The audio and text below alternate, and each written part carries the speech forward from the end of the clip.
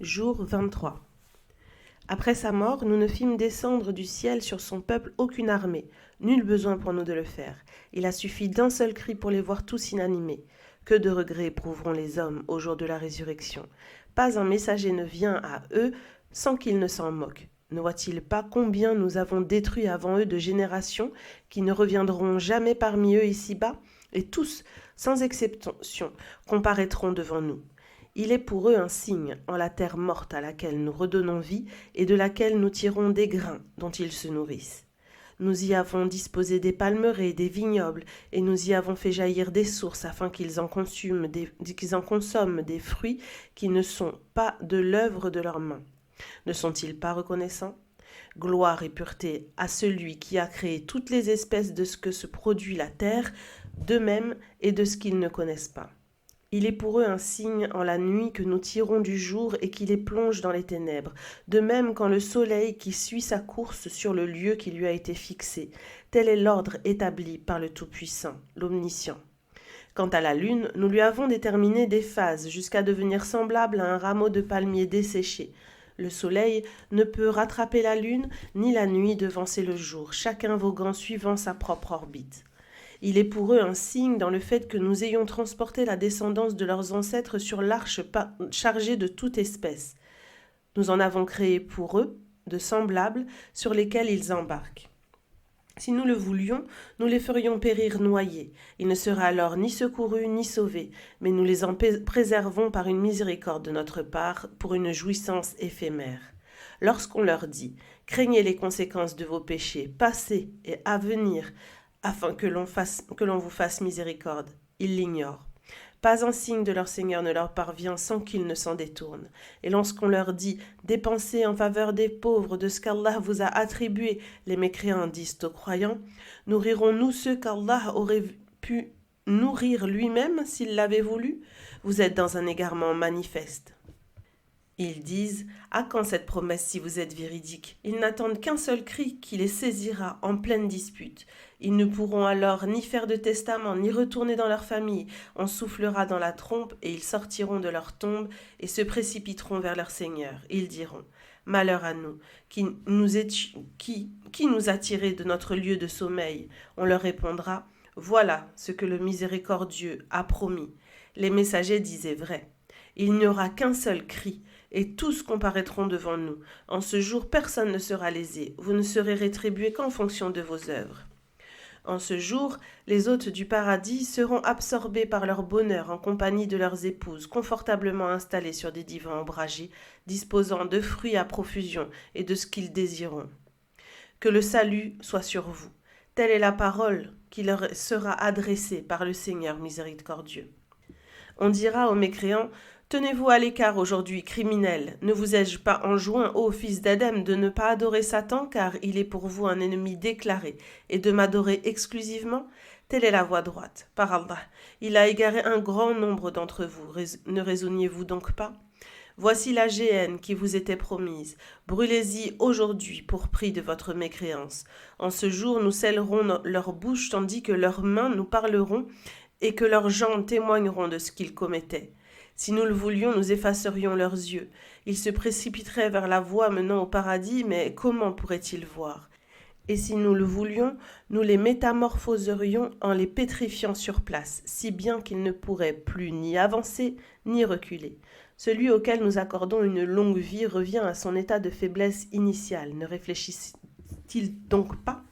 Nous n'avons pas enseigné la poésie au prophète, cela ne lui convient pas.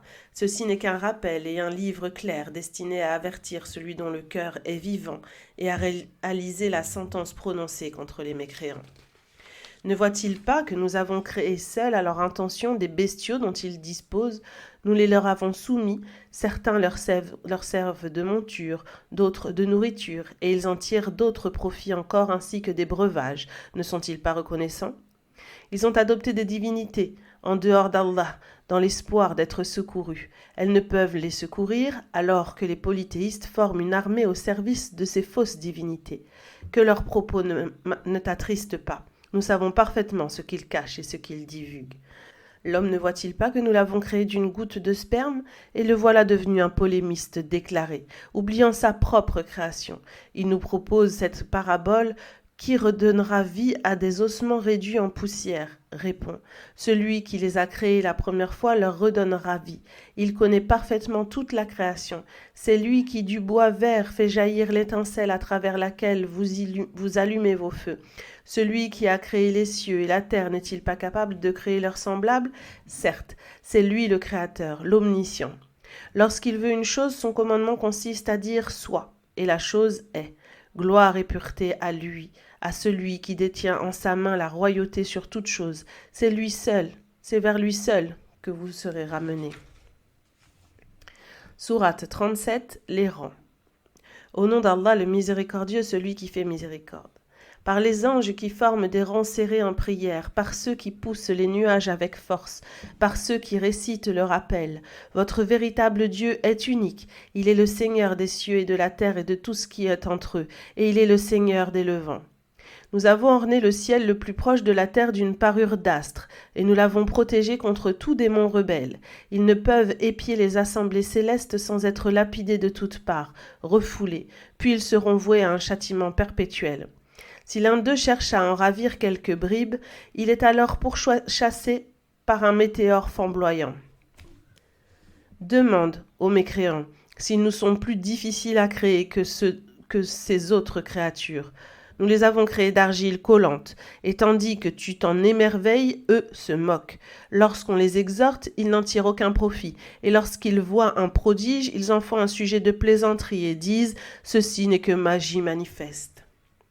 Lorsque nous mourrons et que nous serons poussière et ossements, serons-nous ressuscités ainsi que nos premiers ancêtres? Réponds-leur, oui, et vous serez couverts d'opprobre. Il suffira d'un seul souffle dans la trompe et voilà qu'ils regarderont, ils diront, malheur à nous, voici le jour de la rétribution. On leur répondra, voici venu le jour du jugement que vous démentiez. Allah dira, rassemblez les transgresseurs ainsi que leurs semblables et tout ce qu'ils adoraient en dehors d'Allah. Conduisez-les sur le chemin de la fournaise, mais arrêtez-les avant cela, car ils doivent être interrogés. Pourquoi ne vous porterez-vous pas mutuellement secours comme vous le prétendiez? En ce jour, ils seront totalement soumis, et se tournant les uns vers les autres, ils s'invectiveront. Les suiveurs diront, vous nous avez contraints à la mécréance. Les meneurs diront, vous n'étiez plutôt pas croyants. Nous ne disposions d'aucune preuve et c'est vous qui étiez transgresseurs. La sentence de notre Seigneur s'est réalisée contre nous et nous allons goûter au châtiment. Nous vous avons fourvoyés car nous étions nous-mêmes égarés. En ce jour, nous serons tous associés dans le châtiment. C'est ainsi que nous traitons les criminels. Lorsqu'on leur disait, dites, point de divinité digne d'adoration en dehors d'Allah, ils refusaient par orgueil et rétorquaient, allons-nous abandonner nos divinités pour un poète fou? Bien au contraire, il apporte la vérité et confirme les messagers précédents. Vous allez goûter au châtiment douloureux, et vous ne serez rétribués qu'en fonction de vos œuvres. Quant aux serviteurs élus d'Allah, ils obtiendront une rétribution connue, des fruits en abondance, et ils seront honorés. Et dans les jardins de la félicité, se faisant face sur des divans somptueux, on fera circuler entre eux des coupes remplies à une source, d'un vin d'une blancheur éclatante et délicieux à boire, ne provoquant ni indisposition ni ivresse. Auprès d'eux se trouveront des femmes aux grands yeux et regards chastes semblables à un œuf protégé. Se tournant les uns vers les autres, ils s'interrogeront. L'un d'eux dira « J'avais un compagnon qui me disait « Es-tu de ceux qui croient que lorsque nous mourrons et que nous serons poussière et ossements, nous aurons à rendre des comptes? Voulez-vous l'observer d'en haut ?» Il regardera alors et le verra au milieu de la fournaise. Il lui dira « Par Allah, tu as bien failli causer ma perte. Sans la grâce de mon Seigneur, j'aurais été de ceux qu'on expose au châtiment. N'est-il pas vrai que nous ne connaîtrons de mort que de notre première mort et que nous ne serons point châtiés? Telle est la réussite suprême. C'est à cette fin que doivent œuvrer les hommes. Ce lieu de séjour n'est-il pas meilleur que l'arbre de Zaqum? Nous en avons fait une épreuve pour les transgresseurs. C'est un arbre qui sort du fond de la fournaise, dont les fruits sont semblables à des têtes de démons. Ils seront contraints d'en manger et s'en rempliront le ventre, puis ils boiront une mixture bouillante avant de retourner dans la fournaise. Ils ont trouvé leurs ancêtres dans l'égarement et se sont précipités sur leurs traces. Par Allah, avant eux, la plupart des peuples anciens se sont égarés, alors que nous avons envoyé parmi eux des avertisseurs. Vois quelle fut la fin de ceux qui furent avertis, exception faite de ces serviteurs auxquels Allah a accordé le salut. Par Allah, Noé nous a invoqués comme nous l'avons admirablement exaucé. Nous l'avons sauvé, ainsi que les croyants de sa famille, du terrible cataclysme. Nous avons fait de sa descendance des seuls survivants. Et nous avons perpétué son souvenir dans la postérité. Que le salut soit sur Noé dans tout l'univers. C'est ainsi que nous rétribuons les bienfaisants. Il était du nombre de nos serviteurs croyants. Nous avons ensuite noyé les autres. Abraham fut adepte de la même voie, mentionne lorsqu'il vint à son Seigneur avec un cœur pur et qu'il dit à son père et à son peuple « Qu'adorez-vous ? Cherchez-vous à forger un mensonge en adorant des divinités en dehors d'Allah ?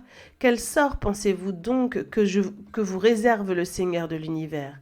Il jeta un regard vers les étoiles et dit « Je suis souffrant ». Ils lui tournèrent le dos et s'en allèrent. Il se précipita alors vers leur divinité et leur dit « Pourquoi ne mangez-vous pas ? Qu'avez-vous à ne pas parler ?» Il se rua sur elles et les frappa violemment de la main droite. Lorsqu'ils revinrent et découvrirent leurs idoles brisées, les gens accoururent vers lui. Il leur dit « Adorez-vous ce que vous sculptez alors que c'est Allah qui vous a créé, vous et tout ce que vous faites ?» Ils dirent « Dressez pour lui un bûcher et jetez-le dans la fournaise. » Ils voulurent sa perte, mais nous les avons défaits. Abraham dit « Je m'en vais vers mon Seigneur, il me guidera. Seigneur, fais-moi don d'un fils pieux. » Nous lui fîmes la bonne annonce de la naissance d'un garçon patient. Lorsque celui-ci fut en âge de l'accompagner, Abraham dit « Mon enfant, je me vois en songe en train de t'immoler. Vois ce que tu en penses. » Ismaël dit « Père, fais ce qui t'est ordonné, tu me trouveras si Allah le veut du nombre des patients. » Quand tous deux se furent soumis à l'ordre d'Allah et qu'Abraham eut couché son fils le front contre terre, nous l'appelâmes. Ô Abraham, tu as cru et t'es conformé à la vision. C'est ainsi que nous rétribuons les bienfaisants. Ceci fut une épreuve manifeste. Nous remplaçâmes l'immolation de son fils par un sacrifice imminent et nous avons perpétué son souvenir dans la postérité. Que le salut soit sur Abraham. C'est ainsi que nous rétribuons les bienfaisants. Il comptait parmi nos serviteurs croyants. Nous lui fîmes la bonne annonce de la naissance d'Isaac, prophète parmi les pieux, et nous bénîmes Abraham ainsi qu'Isaac. Parmi leurs descendants, il est des bienfaisants et d'autres qui se font manifestement tort à eux-mêmes. Par Allah, nous avons accordé nos bienfaits à Moïse et Haroun, et les avons sauvés ainsi que leur peuple de la grande affliction. Nous les avons secourus, et ils furent vainqueurs. Nous avons donné à Moïse et Haroun le livre explicite. Nous les avons guidés sur la voie droite, et nous avons perpétué leurs souvenirs dans la postérité. Que le salut soit sur Moïse et Haroun. C'est ainsi que nous rétribuons les bienfaisants. Ils étaient du nombre de nos serviteurs croyants. Élie était du nombre des envoyés. Mentionne lorsqu'il dit à son peuple « Ne craignez-vous pas Allah ? Invoquerez-vous vos idoles Baal en délaissant le meilleur des créateurs ? Allah, votre Seigneur, est le Seigneur de vos plus anciens ancêtres. » Ils le démentirent. Aussi seront-ils exposés au châtiment, exception faite de ces serviteurs auxquels Allah a accordé le salut. Nous avons perpétué son souvenir dans la postérité. Que le salut soit sur Élie. C'est ainsi que nous rétribuons les bienfaisants. Il était du nombre de nos serviteurs croyants. Lot était du nombre des envoyés. Mentionne lorsque nous le sauvâmes, lui et toute sa famille, excepté une vieille femme qui fut de ceux qui restèrent dans la cité et périrent. Puis nous détruisîmes les autres membres de son peuple. Vous passez sur leurs vestiges matin et soir, ne réfléchissez-vous donc pas ?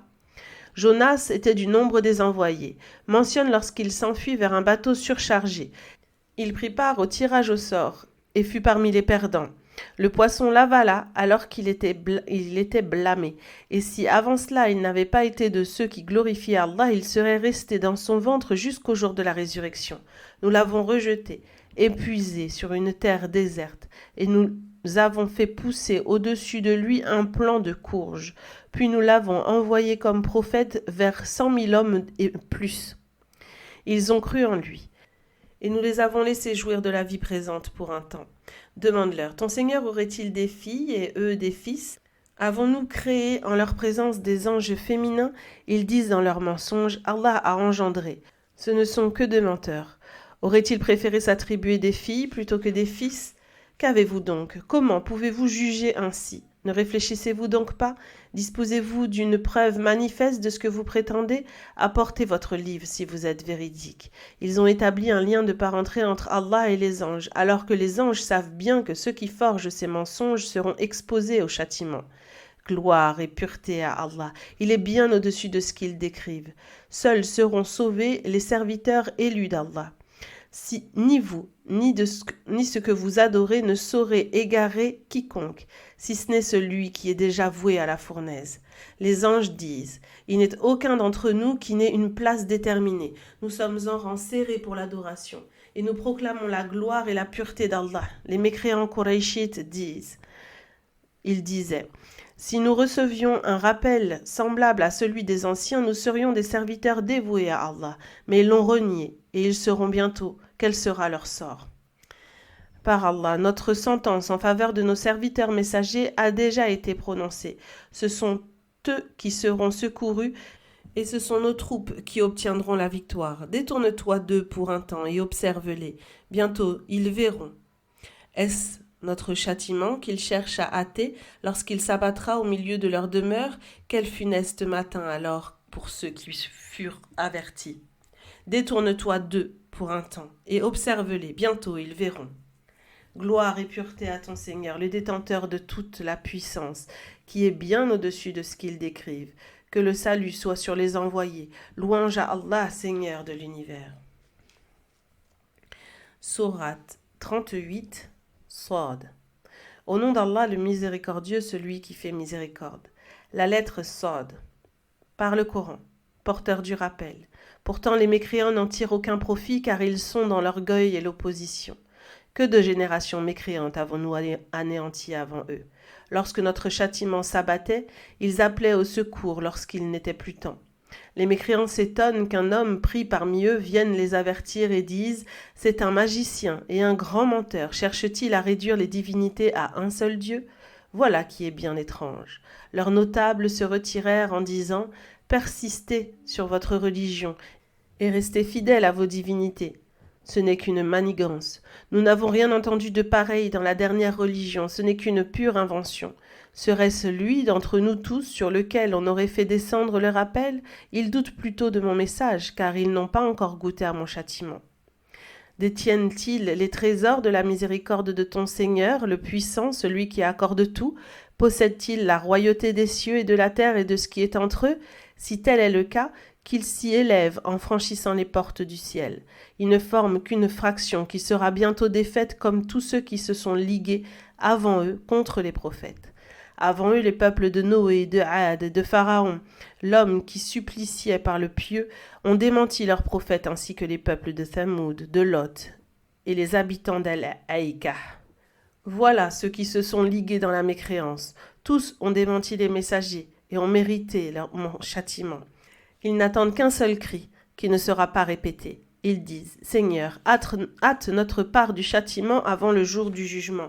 Patiente face à ce qu'ils disent, et souviens-toi de David, notre serviteur, doué de force, qui ne cessait de se repentir. Nous avons assujetti les montagnes à célébrer notre gloire avec lui matin et soir, ainsi que les oiseaux rassemblés autour de lui. Tous obéissaient à Allah. Nous avons consolidé son royaume et lui avons accordé la sagesse et la faculté de juger. Les récits des plaideurs qui escaladèrent le mur de l'oratoire étaient-ils parvenus? Lorsqu'ils s'introduisirent chez David, il en éprouva de la peur, mais ils dirent « N'aie crainte, nous sommes 2 plaideurs, et l'un de nous a abusé l'autre. Juge donc entre nous en toute justice et sans partialité, et guide-nous vers la voie droite. » L'un d'eux dit « Voici mon frère qui possède 99 brebis, tandis que j'en ai qu'une. Il m'a dit « Confie-la moi. » Et il a eu le dessus sur moi dans la discussion. David dit, par Allah, il a été injuste envers toi en te demandant ta brebis pour l'ajouter aux siennes. Nombre d'associés se font tort entre eux, à l'exception de ceux qui croient et accomplissent des œuvres pieuses, mais ils sont bien rares. David réalisa que nous l'avions mis à l'épreuve. Il demanda alors pardon à son Seigneur, tomba prosterné et se repentit.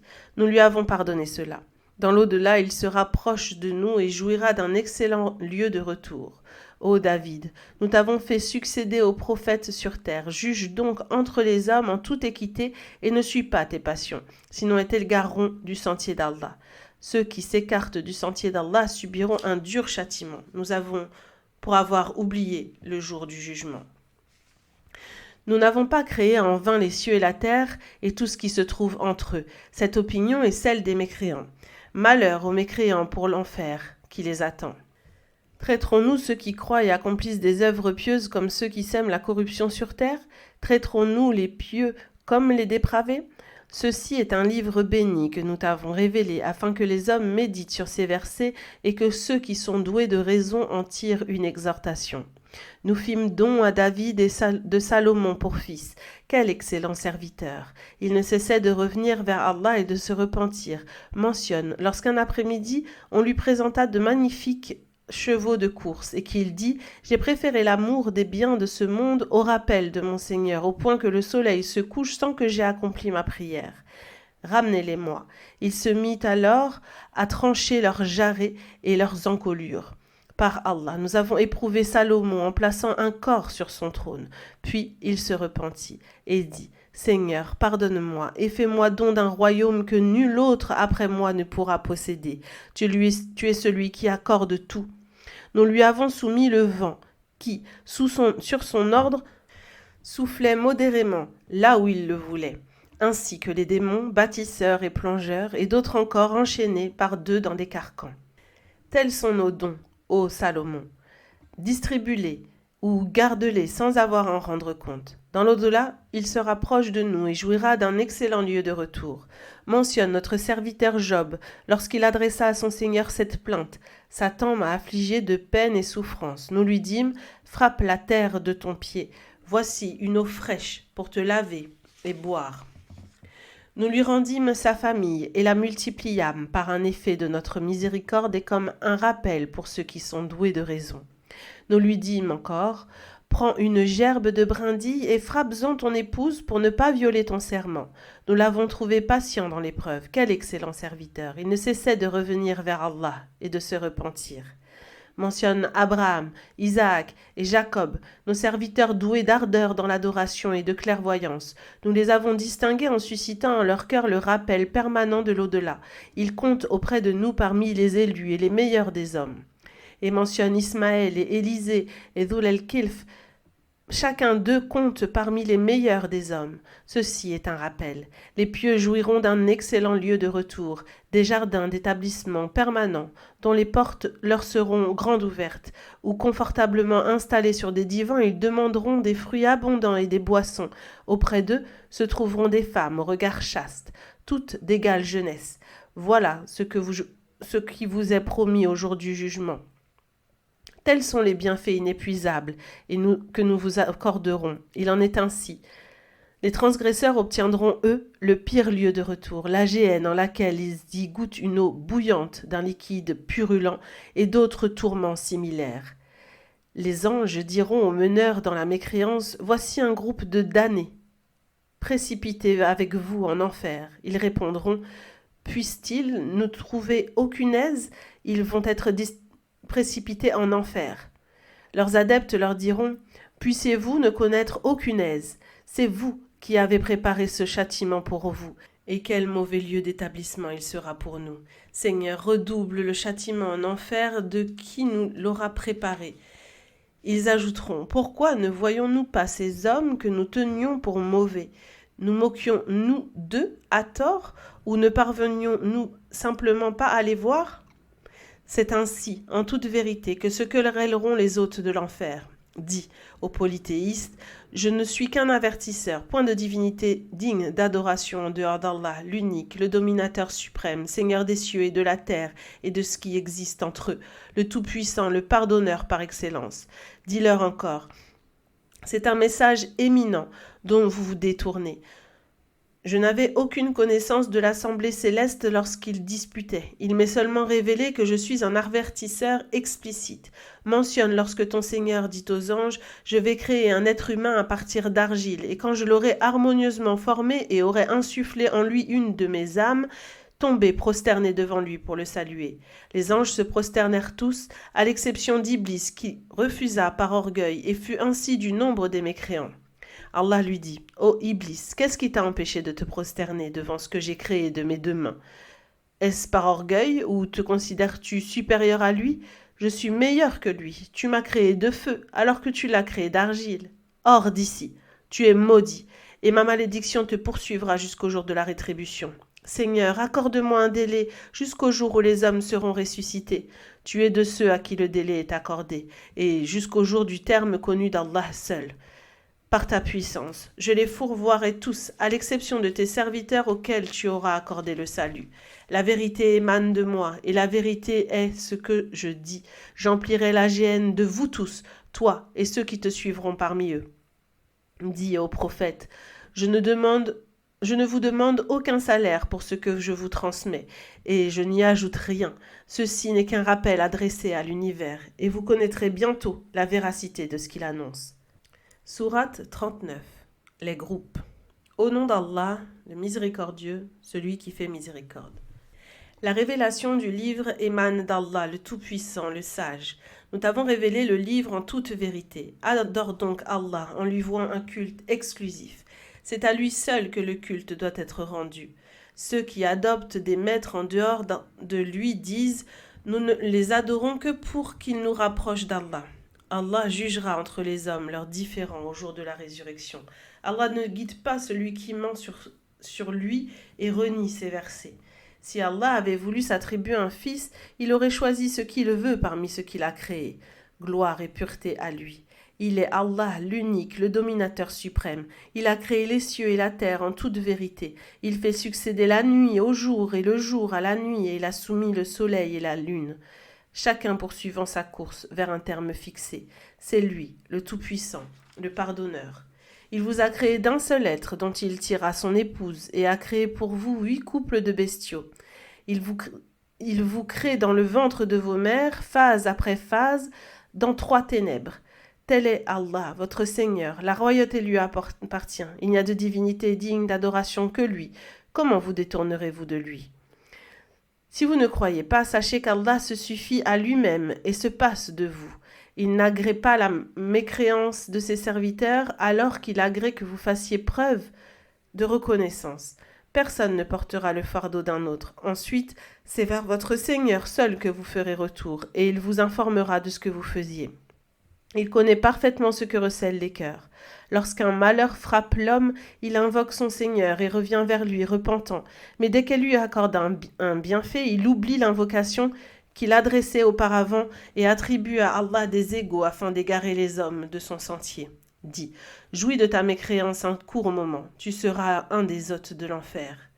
Cet homme est-il semblable à celui qui passe ses nuits en prière, prosterné et debout, craignant le châtiment de l'au-delà et espérant la miséricorde de son Seigneur ? Dis, ceux qui savent sont-ils semblables à ceux qui ne savent pas ? N'en tirent d'exhortation que ceux qui sont doués de raison saine. Dis, ô mes serviteurs, vous qui avez cru, craignez votre Seigneur. À ceux qui agissent avec bienfaisance ici-bas est réservée une belle récompense. La terre d'Allah est vaste, et ceux qui patientent dans l'obéissance à Allah obtiendront leur pleine récompense sans compter.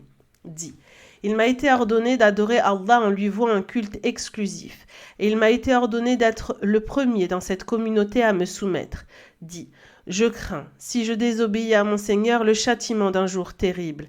Dis, c'est Allah que j'adore en lui vouant un culte exclusif. Adorez donc, en dehors de lui, qui vous voudrez. Dis, les véritables perdants sont ceux qui, au jour de la résurrection, auront causé leur propre perte, ainsi que celle de leur famille. Telle est la perte manifeste. Au-dessus d'eux s'étendront des couches de feu ainsi qu'au-dessous d'eux. Voilà ce dont Allah menace ses serviteurs. Ô mes serviteurs, craignez-moi donc.